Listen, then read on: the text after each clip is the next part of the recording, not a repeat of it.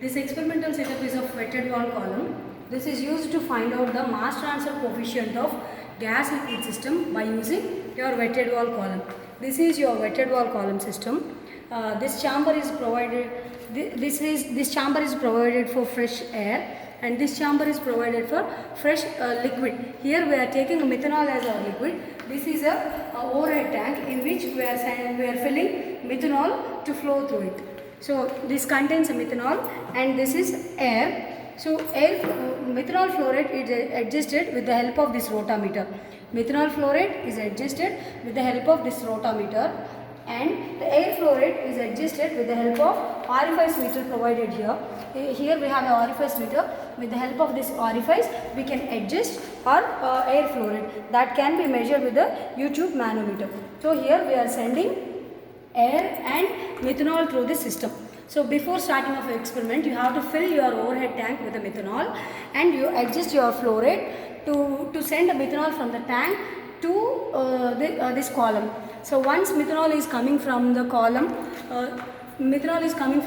to here. Before starting of experiment, you have to note down the dry bulb and wet bulb temperatures. So dry bulb temperature is noted down directly, and for noting down the wet bulb temperature, you have to dip the wick, dip the cotton in the methanol and keep it here. After 5 minutes, you note down the wet bulb temperature. That is, before starting of your experiment, you have to note down dry bulb and wet bulb temperatures.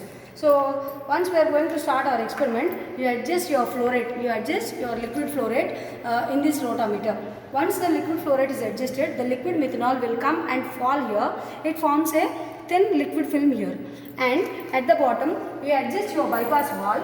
You adjust your bypass valve in such a way that you can adjust your air flow rate. By adjusting that bypass valve, we can adjust our air flow rate that can be noted down with the difference in these two limbs of manometer.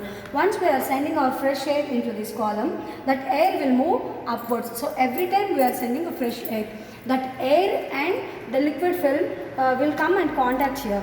So here what we are trying to see is, whatever the liquid methanol is there, that liquid methanol first vaporizes and then diffuses into the fresh air. So here we are going to find out the mass transfer coefficient of methanol in fresh air. So by noting down these after you reach a steady state, you note down these readings of your flow rate of water, flow rate of methanol, flow rate of air, and note down the dry bulb and wet bulb temperatures.